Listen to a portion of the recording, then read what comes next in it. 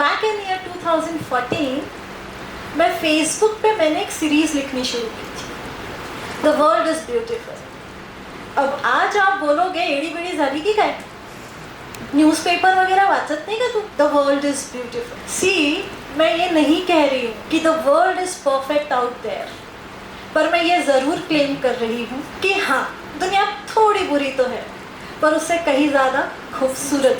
So hi, I am Snehal Wankhede, I am a banker and a rider और traveller by heart. So मैंने मेरी journey start की backpacking से इन 2014। मैंने ये जर्नी क्यों स्टार्ट की?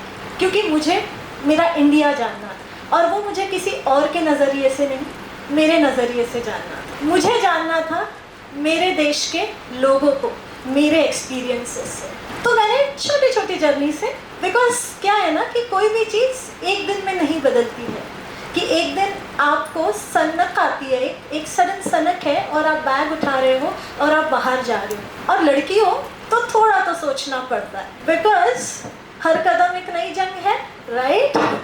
सो यस, बहुत सारे लोगों से मैंने बात की और उन्होंने मुझे सजेस्ट किया कि take one step at a time, start slow. अब ऐसा है कि मेरा स्लो थोड़ा सा फास्ट हो गया। मेरी जो फर्स्ट मैंने सोलो ट्रिप की वो सीधा मैं दिल्ली पहुंच गई। ऑफिस वालों ने पेपर स्प्रे गिफ्ट किया, दैट इज 2014। घर वालों ने कहा देख तुझे डर लग रहा है ना, मत जा, और मैंने भी उन्हें वही कहा, शायद मैं रेलवे स्टेशन से वापस आ जाऊँ। वो जो हार्ट बीट थी ना, वो मैं आज भी जानती हूँ कितने ज़ोर से चल रही थी।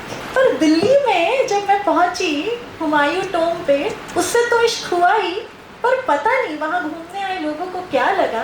किसी ने मुझे अप्रोच किया, हाय, एंड उस मोमेंट पे सारा डर चला गया। और फिर मैं आगे पहुंची अमृतसर। इस जर्नी में मुझे छोटी छोटी स्टोरीज पता चल रही थी, मुझे छोटी छोटी बातें पता चल रही थी। जैसे कि मेरे ऑटो वाले ड्राइवर भैया जो थे, वो मुझे वाघा बॉर्डर ले जा रहे थे। उन्होंने मुझे कहा, दीदी आपने तो बड़ी हिम्मत कर दी अकेले आकर। मेरी 3 बहनें, ना वो कभी हिम्मत कर पाती है कि अकेले बाहर जाए, और ना कभी हम हिम्मत कर पाए कि उन्हें अकेले भेजें। उनकी बातों में, इन कहानियों में मुझे आज़ादी का मतलब समझ आ रहा था, और अब इस शेरनी ने आज़ादी का खून चख लिया था। तो अब ये शेरनी चाह रही थी कि वो बस और ट्रेन के टाइम से ना चले, वो अब पूरी आज़ादी जी, वो देश का कोना कोना नापे अपनी बाइक से। अब बाइक क्या, तो आप देख ही रहे हैं, सामने है आपके मेरी मोपेड। देखिए, कोई स्टंट नहीं था कि मुझे कुछ प्रूव करना था। उस समय पे मेरे पास यही मोपेड अवेलेबल, और मैं सही समय का, सही बाइक का इंतज़ार नहीं करना चाह रही, क्योंकि आपके सपने को पूरा करने के लिए सही समय नहीं लगता है, उसके लिए जिद लगती है। तो मैंने इस मोपेड के साथ सोचा कि चलो इंडिया घूमते हैं। शुरुआत हुई छोटी सी राइड, 700 किलोमीटर जबलपुर से फिर मैं गई वाराणसी से कन्याकुमारी, और बहुत सारी जगह मैं अपनी मोपेड के साथ होकर आई। फिर सोचा अब इतना कर ही लिया है तो चलो राइडर्स का मक्का मदीना चलते हैं, खरदुंगला चलते हैं, जो कि 2016 में वर्ल्ड्स हाईएस्ट मोटोरेबल रोड था। लोगों ने कहा छोटे चक्के हैं, नहीं चल पाएगी। अब कुछ तो लोग कहेंगे, लोगों का काम है कहना। तो मैंने ये बाइक वहाँ चढ़ाई भी, वहाँ बैठकर इस बाइक के साथ मैं खुशी के आंसू रोई भी। तो ये था मेरा ये 2016। अब मैं आपको ले चलती हूँ अक्टूबर 2025 का कश्मीर। वहाँ पर मैं अकेली गई थी, और मुझे सबसे पहला सवाल पूछा, आपके घर वालों ने आपको छोड़ दिया? उन्हें डर नहीं लगा? मैंने कहा किस बात का डर, आप लोग हैं ना। और ये होता है जब आप अकेले बाहर निकलते हो ना, लोग पता नहीं कैसे जुड़ जाते हैं, वो आ जाते हैं, कोई मिल जाता है कि मैं भी तो वहीं जा रहा हूँ, चलो साथ में चलते हैं। और कश्मीर में तो एक बेनिफिट ये भी है कि हर जगह आपको आर्मी मिल जाती है, तो उनके साथ फिर घंटों बातें होती है। और अगर महाराष्ट्रियन रेजिमेंट मिल जाए तो भाई साहब आप भूल ही जाए।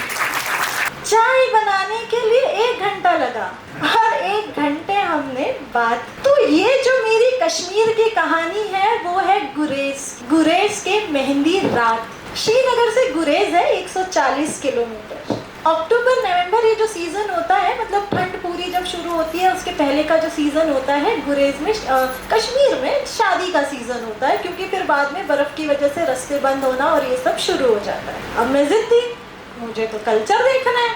तो उस 140 किलोमीटर में मैं जहाँ रुक रही थी मैं सबसे पूछ रही थी, सर जी शादी दिखा दो यार, मेहंदी रात अटेंड करवा दो। मैं हर लोकेशन पे मेहंदी रात पूछ रही। और वो कहते हैं ना कि जब आप कायनात से कुछ मांगते हैं तो पूरी कायनात लग जाती है उसे आपसे मिलाने के लिए।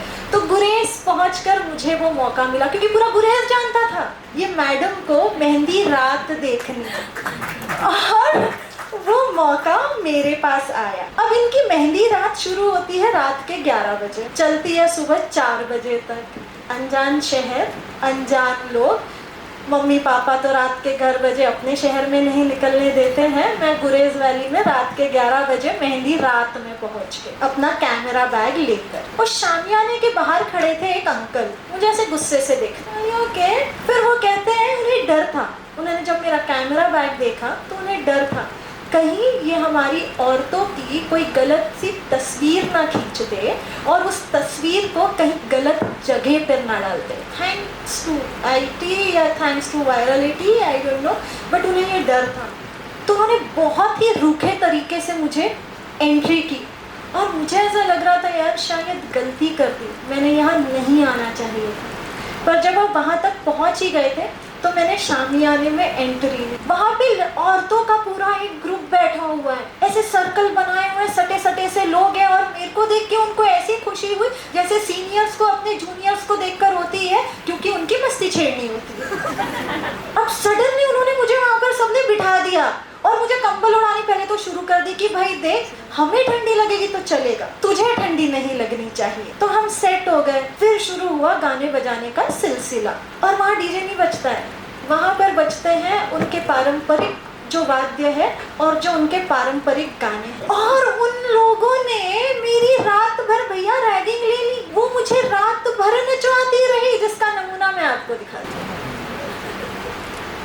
और ये मैं रात भर नाची हूँ। और जब मेरा नाचना खत्म होता तो वो आके मुझसे ऐसे गले मिलती जैसे उनकी कोई दुआ कबूल हो गई। पर दुआ तो मेरी कबूल हुई। मुझे एक कल्चर देखने मिला था, एक लड़की जो एक डर से अंदर आई थी, सडनली वो लड़की उनकी अपनी हो गई थी। और जब मैं जाने के लिए निकल रही थी कि बस इससे ज़्यादा मैं आपको एंटरटेन नहीं कर पाऊंगी, तो मुझे दूसरे दिन का न्योता अपने आप मिल गया। ये न्योता तो मैंने खुद से ज़बरदस्ती से लिया था, पर दूसरे दिन शादी का न्योता मुझे अपने आप मिल गया।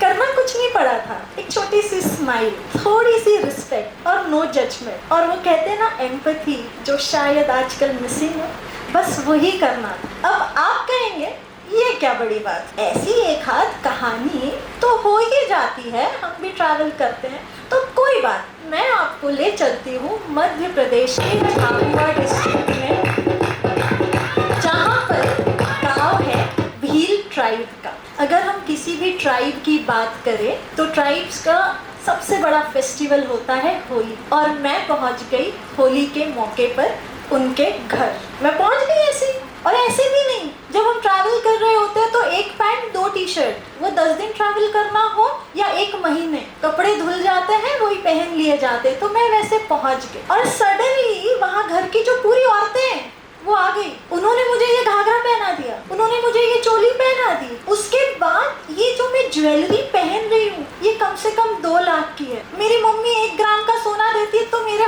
जो पार्टनर है उसको 4 कॉल जाते हैं, किधर रखा है सोना। और यहाँ मैं 2 लाख की जो ज्वेलरी है वो पहन के घूम रही। और मैं, मुझसे ज्यादा वो खुश है कि वाह, इसने हमारे ट्रेडिशन को अपनाया, इसने खुशी खुशी हमारे सारे कपड़े पहन लिए और हमें घुल मिल गई। अब हम चलते हैं मध्य प्रदेश से आगे आसाम की तरफ। अब आप बोलेंगे यार ये लड़की जहाँ जाके सिर्फ नाच के आ जाती, क्या कहानी हुई है? नहीं नहीं, पर यहाँ पे कहानी अलग है, ठीक है, डांस करने की तो है ही, ये है बिहू फेस्टिवल। डांस की तो कहानी 100% है, बट यहाँ कहानी खाने की भी है, क्योंकि जब आप एक्सप्लोर कर रहे होते हो तो कल्चर का बहुत इम्पॉर्टेंट पार्ट होता है खाना। और मैं कहीं भी खाना खा लेती हूँ, मुझे कोई फ़र्क नहीं पड़ता है। तो ऐसे ही इन्होंने मुझे घर पे बुलाया, आपको भूख लग गई होगी। हाँ, ये माजुली आइलैंड है, और माजुली आइलैंड की जो मिसिंग ट्राइब है उन्होंने मुझे घर पे खाना खाने बुलाया। मैं खाना खाने बैठ गई, तो उन्होंने कुछ दाल जैसा कुछ दिया, कुछ चावल दिया, मैं बोली चलो बढ़िया, और सैलेड दे दिए, तो बढ़िया, चलो कुछ खाते हैं। फिर सोचा एक बार पूछ तो लेते हैं कि हो सकता है कि वहाँ की कोई स्पेशल सब्जी दी होगी। तो मैंने पूछ लिया कि ये कौन सी सब्जी है, तो उन्होंने कहा कबूतर। अच्छा ठीक है, फिर हम आगे बढ़ते हैं मेघालय में। मेघालय का बंगाला डांस, दिवाली के आसपास ये डांस होता है, पोस्ट फेस्टिवल डांस है। ये डांस को देखने के लिए ना लोग बाहर से आते हैं। और मैं इनके गांव पहुंच गई, सांसारिक विलेज, वो विलेज जो अभी भी अपने कस्टम्स फॉलो कर रहे हैं, क्रिश्चियनिटी में कन्वर्ट नहीं है। ये जो अभी डांस करेंगे ना ये लोग, ये डांस सिर्फ मेरे लिए किया गया। मैं इनकी लैंग्वेज नहीं जानती थी, मैं इनसे दिन भर बात नहीं की, पर मेरी चाय समय पे आ गई, मेरा खाना समय पे हो गया, और रात को मुझे गुड बाय करने के लिए सारे अपना ट्रेडिशनल डांस कर रहे थे, और मुझे नहीं पता था कि मैं क्या कहूँ। मेरे पास शब्द नहीं थे। थैंक यू इसके सामने बहुत छोटा सा शब्द था, एंड मैं सिर्फ ग्रैटिट्यूड से भर जाती हूँ, उसके अलावा मैं कुछ नहीं कर सकती, और एक कहानी आपको बता सकती। तो अब तक किसको लग रहा है कि वाह क्या लाइफ है, क्या मस्त होता है ना कि अपन बैग उठा के गाड़ी निकाल के घूमने चले गए? कितने लोगों को लग रहा है? नहीं लग रहा है ठीक है, बट ना जब आप ट्रैवल करते हो तो रोज सुबह उठकर आप ये नहीं कहते हो कि वाह व्हाट अ ब्यूटीफुल डे। किसी दिन आप उठते हो, आपके पार्टनर को फ़ोन लगाते हो, मुझसे नहीं हो रहा है क्योंकि मेरी गाड़ी बाहर खड़ी है, रात के 11 बज रहे हैं, वहाँ पे रात भर ओले गिरे हैं, होटल में लाइट नहीं है, मेरा जो कमरा है वो पानी से भरा हुआ है और टॉयलेट में पानी नहीं। तब लगता है कि सब छोड़ दूँ, क्यों करना है मुझे? मेरी एक लाइफ है नागपुर में, मैं आराम से वहाँ रह सकती हूँ, मैं आराम से सो रही हूँ मेरे बिस्तर पे। पर फिर आप आगे बढ़ते हो और आपको ये कहानियाँ मिलती, तब लगता है इससे बेहतर जीना तो नहीं हो सकता। फिर लोग मिलते हैं जो आपको डराते हैं। 2022 स्पीति राइड, आई नो वो मेरे लिए कितनी डिफ़िकल्ट थी। एवेंजर बाइक लेकर तब मैं जा रही थी, वीगो से मेरा एक एक्सीडेंट हो चुका था और दिमाग में गिरने का डर बैठ गया था, और मैं तब दिमाग में बस ये लेके चल रही थी, 1 step at a time. Because अगर आप कभी पढ़ेंगे तो स्पीति का जो एक 70 किलोमीटर्स का जो स्ट्रेच है वो सबसे खतरनाक रोड में से एक है। आप एक कदम आगे बढ़ रहे हो और सडनली आपको कोई मिलता है और वो कहता है तू नहीं कर पाएगी, बहुत डेंजर है, वहाँ पे फिर हेल्प नहीं मिलेगी, तू 3 दिन के लिए फंस जाएगी, देख यहाँ से रास्ता अच्छा है, तू यहाँ से वापस चले जा। फिर क्या है ना, मेरी कहानी बिना रोने के ख़त्म ही नहीं होती। तो फिर हम हमारे पार्टनर को फ़ोन लगाते, और हमारा पार्टनर जो पहले फ़ोन पे मनोहर कहानियाँ सुनाया करता था, अब वो उड़ के स्पीति आता है। वो 3 दिन में स्पीति पहुँचता है। वो कहता है कि तेरा सपना है ना वहाँ जाना, हम वो सपना पूरा करें। क्या बात? वो 3 दिन उठकर आता है।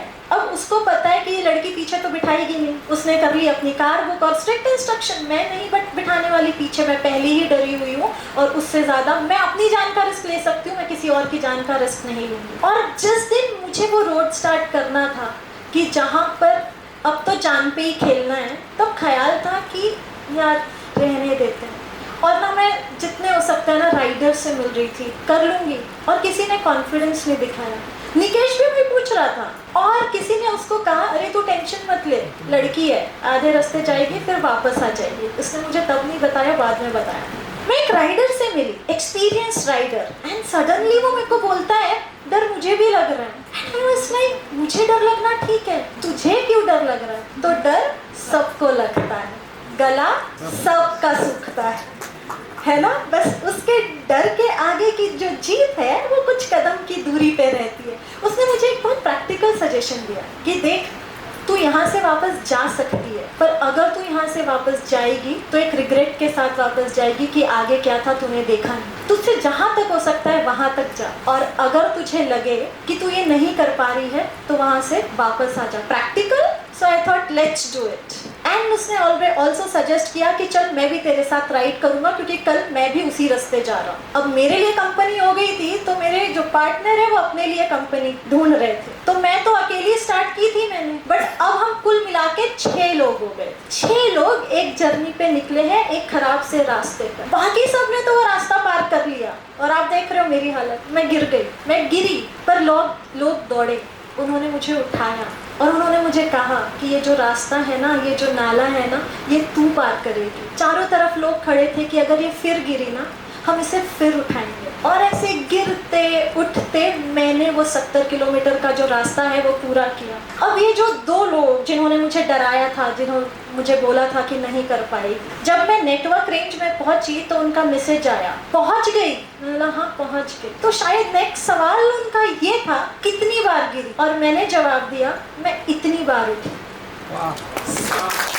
तो बात आपके गिरने की नहीं है, बात आपके उठने की है। हर दिन आपका सनशाइन लेकर नहीं आएगा, पर जब अगर कहीं पे उदासी है तो आपको उन लोगों को ढूंढना है, आपको उन लोगों को अप्रोच करना है, आपको उन लोगों से बात करनी। अब ये सारी जो कहानी है, लोग कहते हैं कि ये अगेंस्ट द फ्लो है, I should be happy about it, I am doing something against the flow, but I am not. Because जब मैं ये बाइक लेके निकलती हूँ ना, मैं इस बाइक से जब अरुणाचल जा रही थी, मैं एक ढाबे पे रुकी थी। वो ढाबे में 2 लोग ये डिस्कस कर रहे हैं कि ये लड़का है कि लड़की। एज लाइक ओके, तुम्हारा डिस्कशन शुरू रखो, मैं अरुणाचल होकर आती। फिर मैं एक मेघालय में राइड कर रही थी, एक ट्रैवलर और पूरी फैमिली, और वो फिर आवाज लगाते हैं, भैया एक फोटो एक फोटो। एज लाइक भैया नहीं है, दीदी है। What this oh is about. वो बाइक जेंडर नहीं जान रही है, वो बाइक एक मशीन है, उसे कोई भी चला सकता है, आप उसे स्टीरियोटाइप कर रहे हो। सो आई वांट कि everyone should be in that flow.